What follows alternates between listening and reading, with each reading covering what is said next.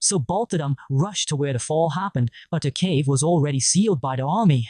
At the camp, Lao Bai saw the commander was an old friend of his, and there was also a disease control expert named Tian there. They felt they weren't needed anymore. Disappointed, they returned to the lab, only to find their research had been erased. They were both extremely angry. That night, they disguised themselves as soldiers and snuck into the base. There, they saw samples collected by the soldiers, and Lao Bai realized there were more secrets hidden in the cave.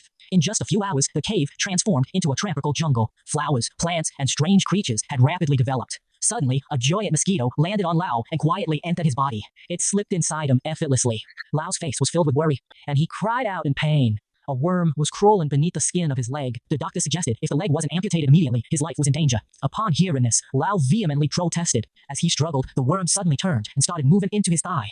Strong Lao He immediately called out. Using a tool, the worm changed direction and went into Lao's eye. The doctor picked up a 40-centimeter long forceps and swiftly pulled out the worm without hesitating. In the city, all sorts of monsters had started to appear. By the lake, a middle-aged man was heading to wash his hands, unaware of a head emerging from the water. When he turned around, he had already become that monster's meal. Shortly after, that monster was thoroughly killed, and a young man brought back its corpse. It seems creatures are emerging from beneath the earth, but haven't adapted to the surface air yet. On the other hand, 4 housewives were chatting at home when one heard a noise from the coven. When they opened it, they found an ugly, battered swan, looking very suspicious.